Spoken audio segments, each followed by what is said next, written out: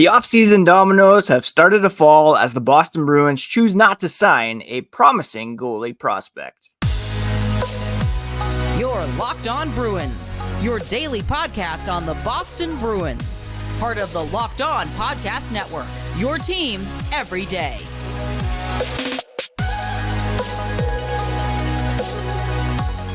What is up, Bruins fans, and welcome back to the Locked On Boston Bruins podcast. I'm your host, Ian McLaren, and this is a daily show where we discuss all things Spoked B. Today is Tuesday, June 4th, and I want to thank you so much for making Locked On Bruins part of your daily routine. Free and available on your favorite podcast app and on YouTube. Part of the Locked On Podcast Network, your team every day. And today's episode is brought to you by FanDuel. Now, right now, new customers get $150 in bonus bets with any winning $5 bet. It's $150 with any winning $5 bet. Visit FanDuel.com/lockedon to get started. And before we get started, quick reminder, you can find the podcast on social media at Locked NHL Bruins. And you can find me, my hockey thoughts, dad jokes at Ian C. McLaren. If you're new to the podcast, I'm a lifelong Boston Bruins fan. Been covering this team for various outlets for about 20 years. Worked as a full-time hockey news writer for The Score and have been hosting this podcast for the past 5 years. And in that time, the Boston Bruins drafted a seemingly promising goalie and have since allowed him to move on. And that goalie is Reid Dyck. He was drafted in the 6th round of the 2022 NHL entry draft. He just put in a pretty good season with the Swift Current Broncos of the Western Hockey League up here in Canada. But the Bruins had until June 1st to sign him and keep his rights. Instead, they allowed him to peace out, basically.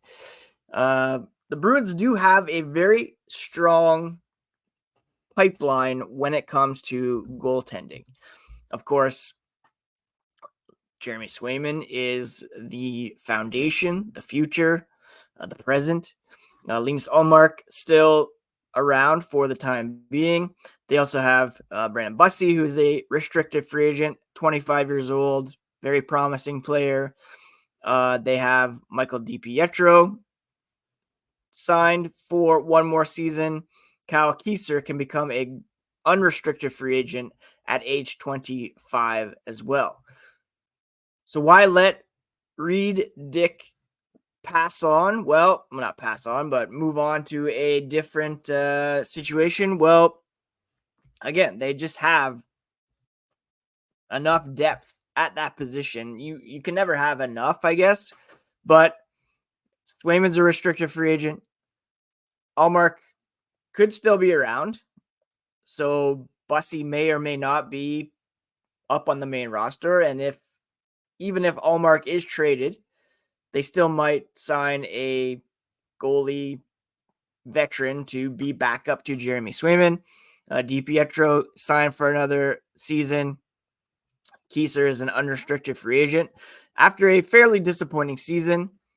And then there was Reid Dyck, 6'4", athletic goalie, 911 save percentage in 37 games with the Broncos this season. But the Bruins decided to pass on extending an entry-level contract, allowing his rights to expire. So now the goaltending stable is a bit, let's say, thinner. Philip Svedback is entering his junior year at Providence College. Will likely wait to sign with the Bruins for at least another year. Kieser, Dyck on the way out. Perhaps also Ullmark heading elsewhere. The Bruins now have, let's say, effectively Swayman, Ullmark, Bussi, DiPietro, Svedback. But you look at Swayman, who is probably going to sign a 7, probably 8-year contract with the club. He's the starter for the foreseeable future. Bussi will likely sign. Could be the backup and or split starts in the AHL with DiPietro. So that's pretty much where things stand at the moment with the Bruins. Perhaps, and this is a thing too, obviously there is a contract maximum that you can reach. The Bruins are currently at 30 of 50 available contracts. Maybe they just wanted to have as much flexibility as possible.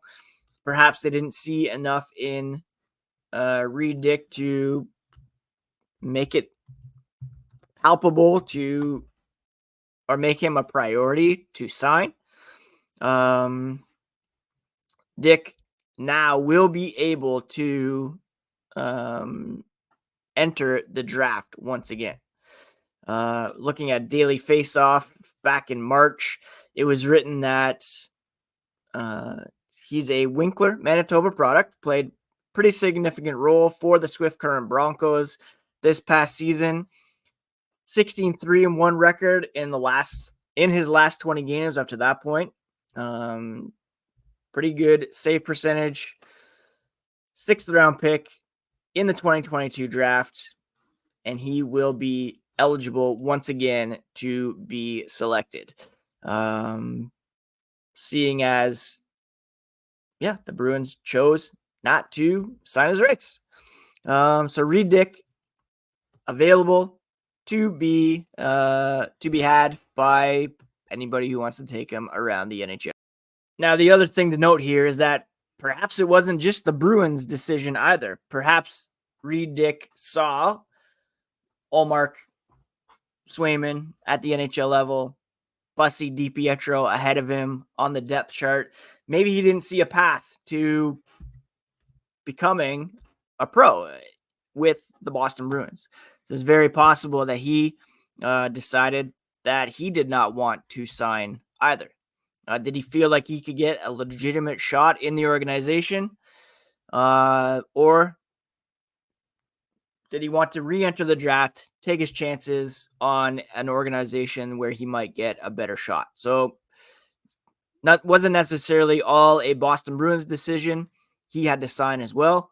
And as it stands, Reid Dyck will be back in the NHL draft. It'll be very interesting to see if he is scooped up by another team and what becomes of him. It could be an opportunity lost for the Bruins. Again, you can never have too much goaltending depth, but at the same time, they are pretty well set. Even if Ullmark is traded, possibility that they could sign a veteran, Bussy, DiPietro, at the AHL level with one of those guys primed for a recall in the event of injury or what have you. This all precludes, is that the right word? Assumes that Ullmark won't be around. A team may be interested, may be willing to dangle a first-round pick. We'll talk about that. We'll also give a Martin Necas update here as the podcast continues.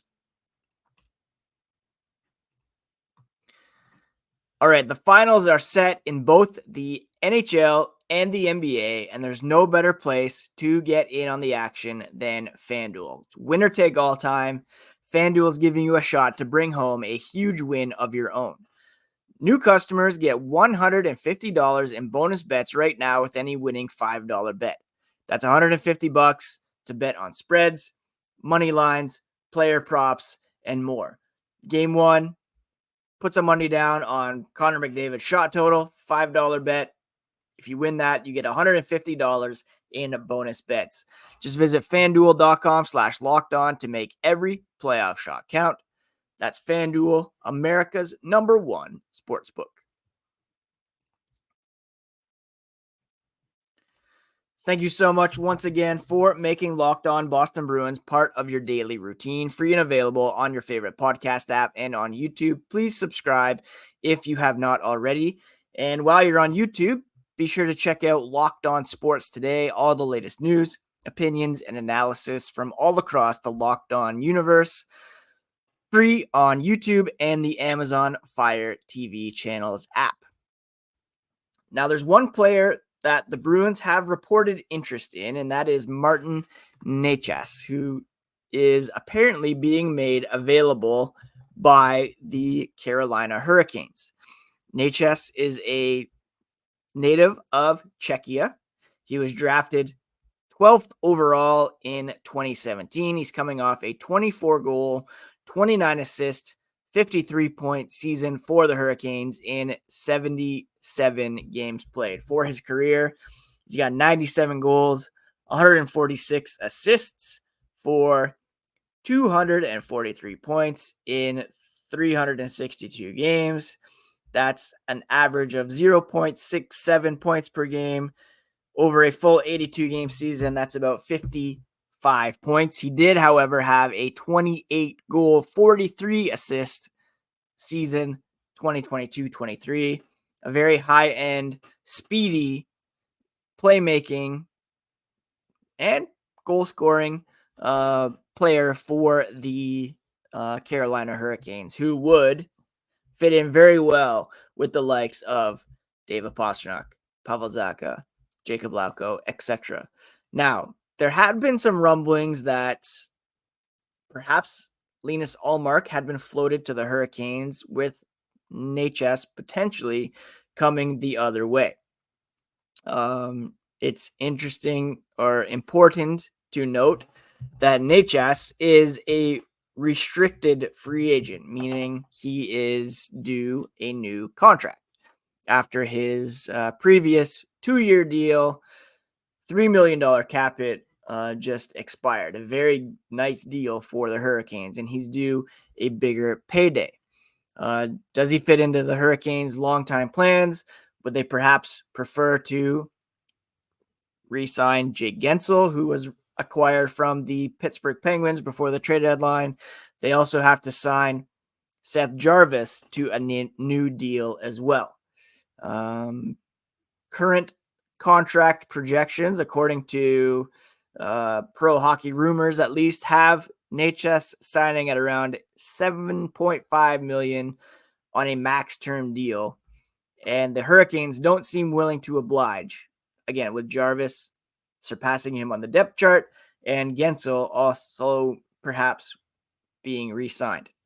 Is that something the Bruins would be willing to pay? They will have the cap space. He's only 25. Certainly could be a good investment considering the relationship he has with some of his countrymen.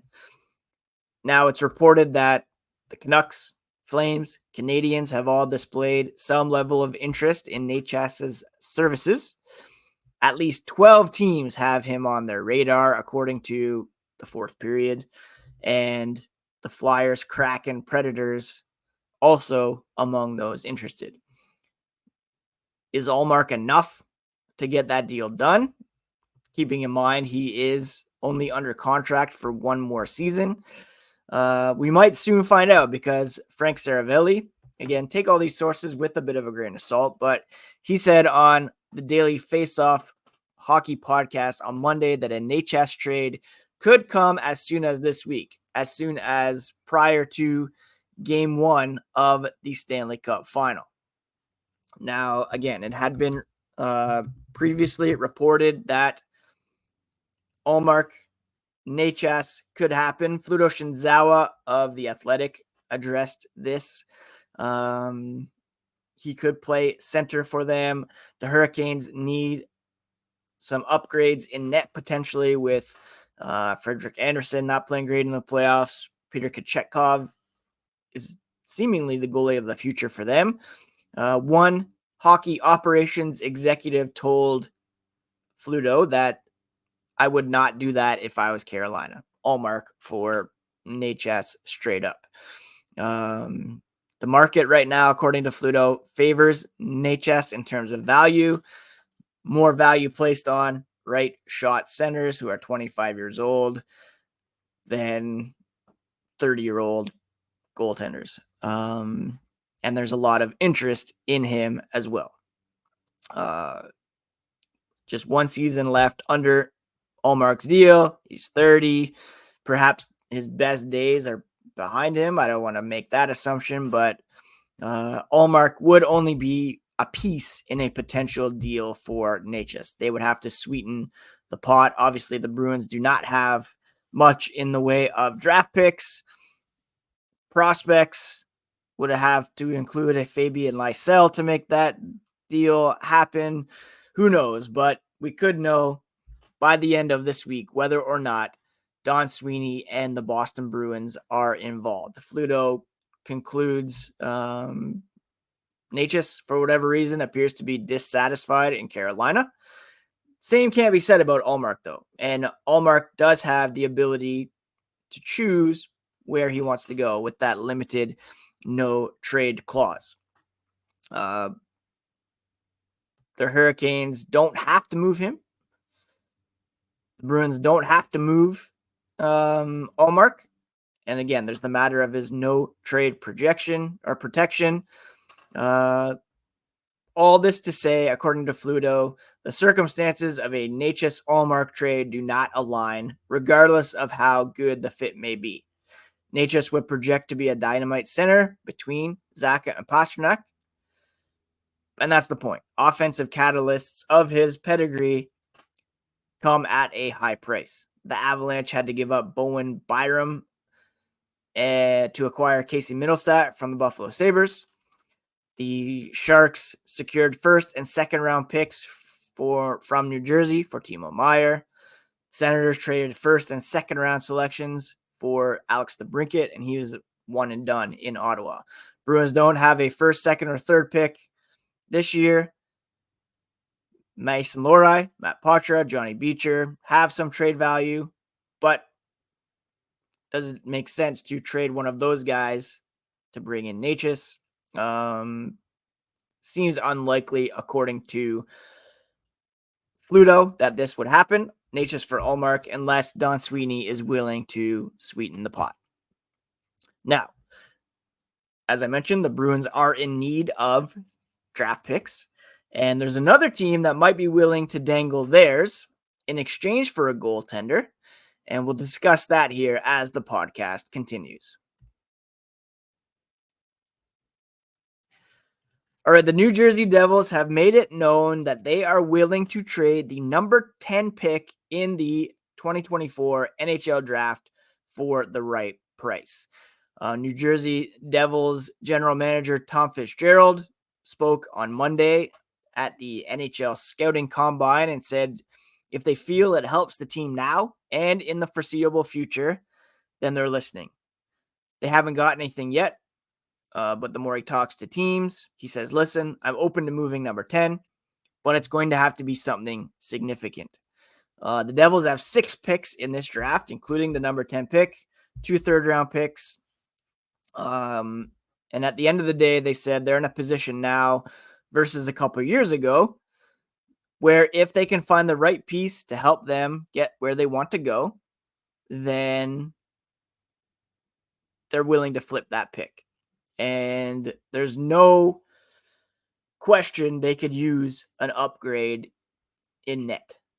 Sheldon Keefe taking over the reins. He's going to inject some change, a different voice, Fitzgerald said. Toronto, perennial playoff contender. That's where the Devils want to be. And the goalie position is something they need. They allowed 3.43 goals per game this season, tied for 26th in the NHL. And Jake Allen is the only goalie. He played well, but he's the only goalie under contract for the next season. Fitzgerald said he is in the goalie market talking to teams, but there's a but. And the but is, how do they want to build the team? They'd like to add up front. They'd like to add on the back end. What are those pieces going to cost? What's goaltending going to cost? Does the number 10 pick get you the type of player that you can add to the group? Now, if the Devils are offering the number 10 pick for Linus Ullmark, you take that and run. He's saying, though, they want someone who can help now and for the foreseeable future. So they would, A, have to be a team that Ullmark is willing to go to, and B, a team that he is willing to re-sign with, you would think, if they're going to give up this pick. They do have a very promising group of players. Jack Hughes, Timo Meier, Jesper Bratt, Nico Hischier. The list goes on. This is a team that could be on the rise if indeed they were to get this kind of goaltender.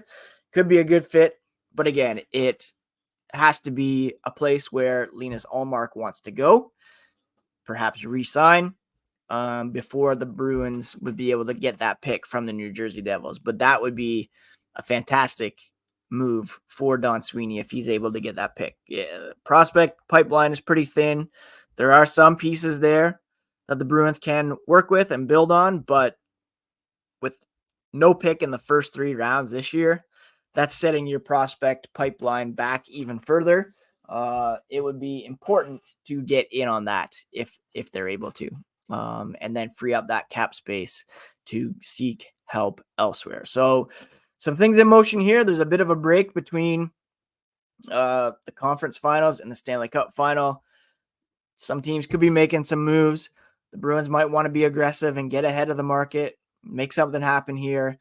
It's going to be a very interesting month leading up to free agency, and we will bring you all the latest here. Today was a quick and dirty news update. Reid Dyck not signed to an entry-level deal. Martin Necas perhaps available. Devils dangling that 10th pick. Does Ullmark want to go to Carolina, New Jersey? And yeah, that's pretty much it, friends. Thank you so much for taking some time to check in. Please do subscribe if you have not already. We'll be back tomorrow for a fresh episode of Locked On Boston Bruins, part of the Locked On Podcast Network, your favorite team every single day.